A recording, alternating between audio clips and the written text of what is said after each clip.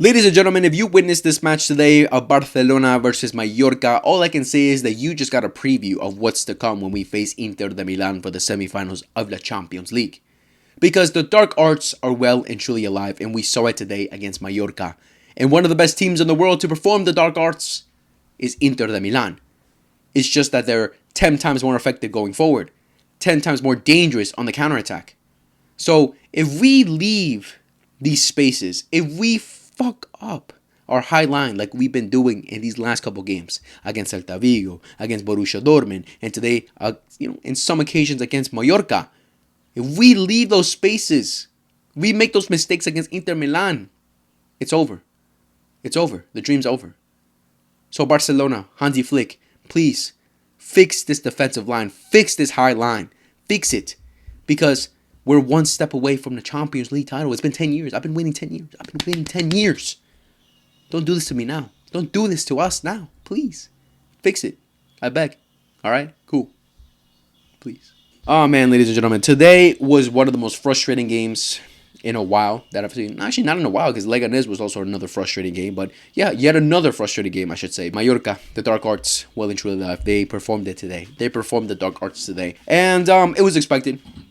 It was 100% expected. I streamed this match, and before the match, I just knew from seeing their formation and everything, it was just obvious that they were going to defend, right? They were going to defend. Because we saw it the first time we played them, when we beat them 5-1, they defended. But we just, we're 10 times better in the second half, and we were more efficient compared to today, where we weren't efficient. And at the same time, their goalkeeper, Leo Roman, made countless saves. He turned into Prime Neuer. He's like, oh, I'm going to save everything. Nothing's getting past me today, except for that goal from Dani Olmo. But still, he was saving everything. Like, what the fuck? But, yeah, it was obvious that we're going to defend. It was obvious they would try to get something because they're obviously fighting for a European spot. They're fighting for the Europa League, potentially get for to the Europa League next season. Kudos to them. Credit to them. Cool. They've been having a good season. So, and the teams behind them are only a couple points behind them. So they were, definitely trying to get something from this game, where their game plan was obviously defend and try to hit us on the counterattack. Where in the beginning of the match, they were pretty, on the front foot. They had some chances in the beginning of the match where I was like, how are they onside? What's going on here? Why are we keeping them onside? They had a very dangerous chance literally 20 seconds in. No, what am I talking about? Like 10 seconds into the match, they almost scored. Hector Ford kept them onside, and then boom, they almost scored. I'm like, what the fuck? What's happening here? Why? But this is just not this game. It's against Celta Vigo, against Borussia Dortmund. What is happening, guys? What is happening with the defensive line? Obviously, today we made some rotations. Yeah, it wasn't our strongest lineup when it comes to our defense, but still, like it's just worrying. It's very worrying because we have Real Madrid on the weekend, and then we have Inter de Milan, where I'm more concerned about Inter Milan than Real Madrid, because Inter Milan are way more effective on the counterattack. They know how to hold their line, and if we do those mistakes against them, we're fucked. So all I can say is we need to fix up those problems immediately. We have a couple days till the Copa del Rey final. We have to fix up those problems, even against them. Because as much as Real Madrid have been shit this season, they haven't been the greatest, they still have very dangerous players up top, and they can expose some of those mistakes if Ancelotti really studies these last couple games of Barcelona well. Besides the mistakes, I would say that today was a very good performance from Barcelona. I think we were very much in control of the game most of the game. We had many occasions to score. Like I said, we had many occasions, but Leo Roman was just saving everything. And a lot of our shots were just getting blocked. They were defending like crazy. It was very difficult to, really score as much as we could, like we did the first time that we played them, just because they had like everyone in the box. They were just defending like crazy, right?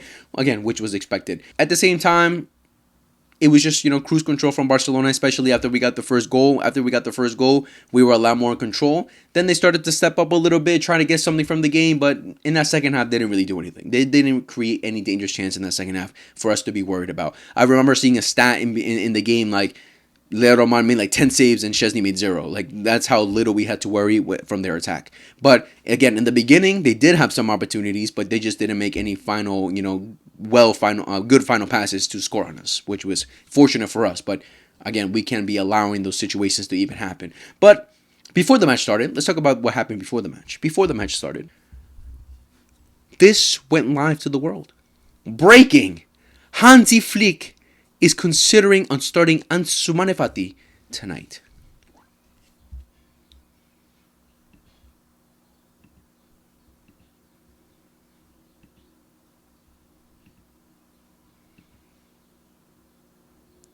The fuck? The guy who warms up and doesn't come on. I'm sorry, the guy who hasn't played in months. Besides the Borussia Dortmund game in 4-0 before that. Hadn't played in months. The guy we're trying to sell. Now you want to play Hansi Flick? What's going on? I was confused about this. Why this news came out. The last time ANSU Fati started for Barcelona was in October. In October, guys. October was the last time this guy played for us. Or started for us, I should say. Now, out of nowhere, when we're competing for the treble, we're in the final stages of the season, where we need these 3 points, 100%. You want to start a player that hasn't started in months? And when he's played, he's not put up good performances? The fuck? I don't know what Hansi Flick was cooking. I don't know what he was thinking. I don't know what was going through his head. I don't know if he just wanted to get his confidence up. I don't know if he was trying to give him minutes so other clubs can see, okay, this guy has some potential and maybe we can sell him in the summer. I don't know what's going on. But ANSU Fati starting tonight was one of the main shockers for the whole world of football. Because no one expected this to happen. No way. I was expecting Rafinha and Lamine, and Ferran Torres up top 100%. Because that's our strongest lineup right now when it comes to a forward line. So, yeah, that was the breaking before the game. And then we saw the starting lineup.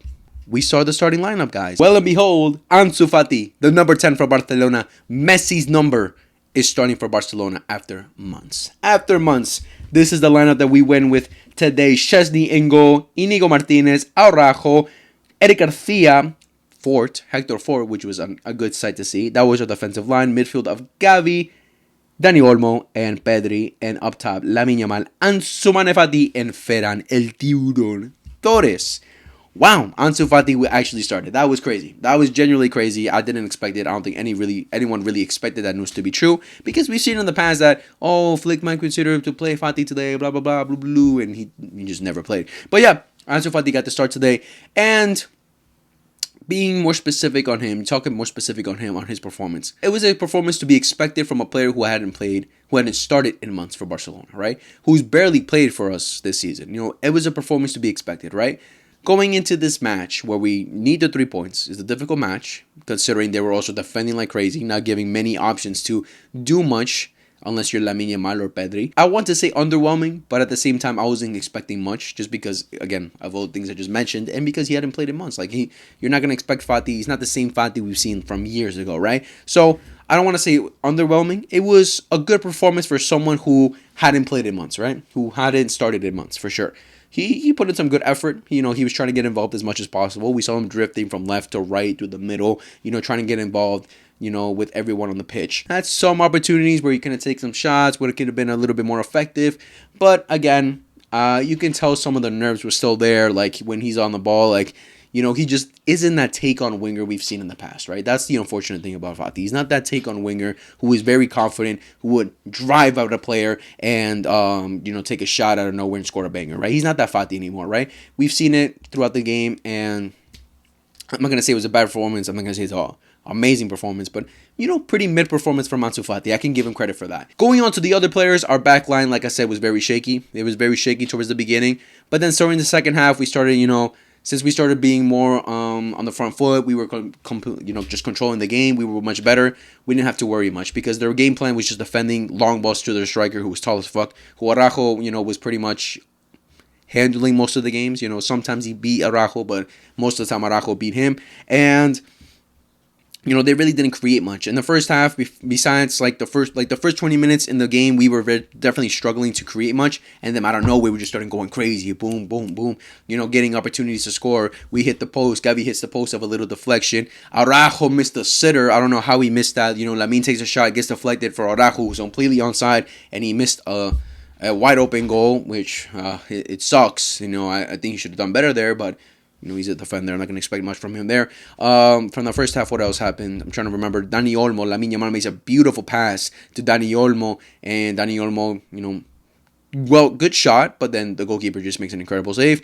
And Pedri, who just runs through Mallorca's defense and makes a beautiful, sets ANSU Fati up for a good opportunity. But Fati just hits it out. He just didn't even hit on target, right? Yeah, I don't know where we just started getting on gear, started getting more opportunities, but we ended up the first half not scoring much. Again, just a bunch of shots getting deflected, a bunch of shots getting saved, and it was annoying, but we just left it with good sensations going to the second half that we can definitely get something, and that's exactly what happened. Because literally a couple minutes in, I think 2-3 minutes into the second half, Dani Olmo gets a great goal from Eric Garcia, who makes a run down the right flank, makes a great pass to Dani Olmo. Dani Olmo with great control, and then shoots it with his left foot and bottom left corner. Great goal from Dani Olmo, and 1-0 Barcelona. And from there, it was just cruise control from Barca, controlling, had many more opportunities to score for sure. Lamine had a one-on-one. I don't understand how he didn't score. I don't know what the fuck that was. Pedri made a beautiful pass for Lamine Yamal, and Lamine Yamal just, I don't know, tries to be nonchalant about it, because I don't know why he just didn't take the space and try to beat the goalie and score. But yeah, whatever.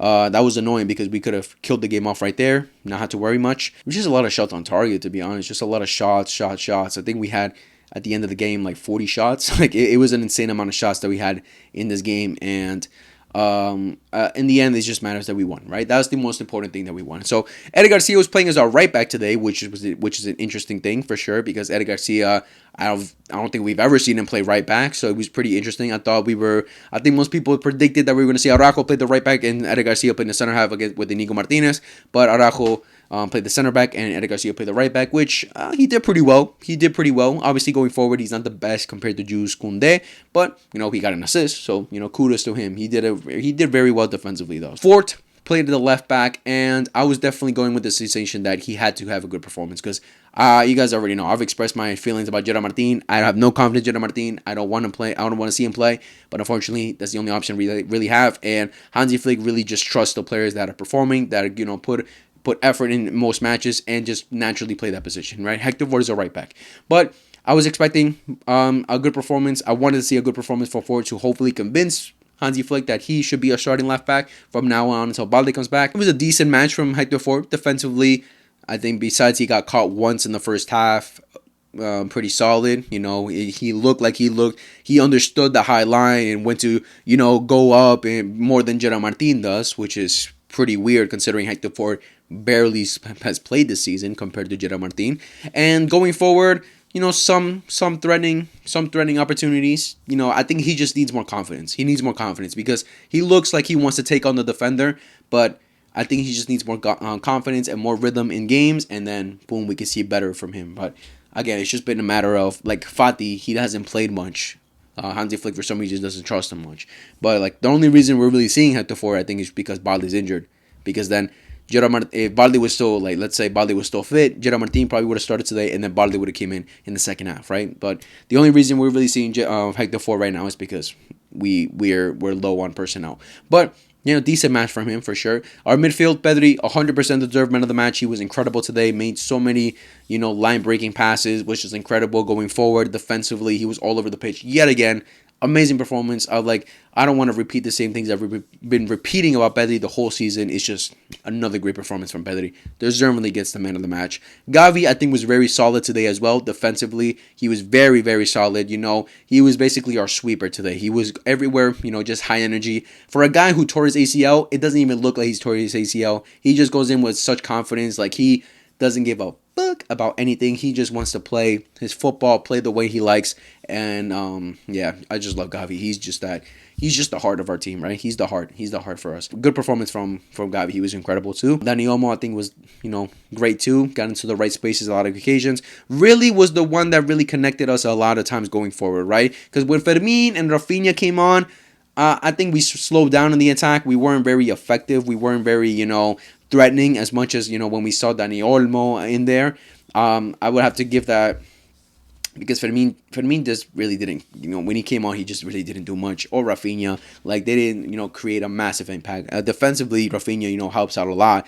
But going forward, we just really didn't do much going forward with those two on the pitch. So it really didn't change much. But yeah, Dani Olmo, I love his performance today. I was kind of upset that he came off the 60th minute, but it was probably mostly just to preserve him for a Clásico on the weekend. So, I don't mind that. Incredible match as well. Ferran, very disappointed from Ferran's performance today. From a person who now has to step up for Lewandowski, the way that he played today in that central role wasn't very convincing. He was getting bullied a lot by their center halves. There was one center half that particularly was on him a lot throughout the game. It was the captain. I don't know his name, but he was particularly on him basically throughout the whole match, and he bullied him a lot on the ball and off the ball. Like Ferran today didn't really get into the right space as much. It wasn't a great performance from Ferran today, which is worrying because we're getting to these big matches, and these are the games that he's gonna have to step up now because he's gonna be our striker from now on until Lewa comes back. So expect better. Obviously, you can blame it on the fact that they're playing such a defensive line, so there's not much space for him to work. But at the same time, a little bit more, right? A little bit more would be nice. Frankie De Jong, Rafinha, Pau Victor, Fermin Lopez, Gerard Martin, they all come onto the pitch, as substitutes, and pretty solid, just helping us just kill the game off until we got the win, until the final whistle blew, and then boom, we get the win. Offside, I forgot to mention they also got an offside goal, which is cool. But yeah, that's pretty much everything that's happened in the game today. Well executed performance from Barcelona. Definitely deserved the 3 points, and we'll see what happens tomorrow for Real Madrid versus Getafe. That's going to be a difficult match for Real Madrid. They're going away to Getafe, which I think I can see them dropping points. I can definitely see them dropping points. We all know that Getafe are another side who love the dark arts. So we'll see what happens there. That's what I thought about this match, and we're coming now. We're coming for a Clásico on Saturday. We'll see what happens there. I will be streaming that match, so make sure to tune in to either see me suffer or be happy yet again for the third Clásico this season, ladies and gentlemen. But yeah, let me know down in the comments below what you thought about the match. Who was your man of the match? What do you think of our performances lately? Are you worried, or are you still confident that we will get through this next couple weeks perfectly fine? Just let me know all those things down in the comments below. Much love. Take care. Like, subscribe, favorite, hit the notification bell for every time we upload. Share to your friends that love football, and I'll see you on the next video whenever that is. It will actually be a preview for a Clásico, so make sure to tune in for when that drops. Much love. Love you. Love your face. Take care. Fuck me.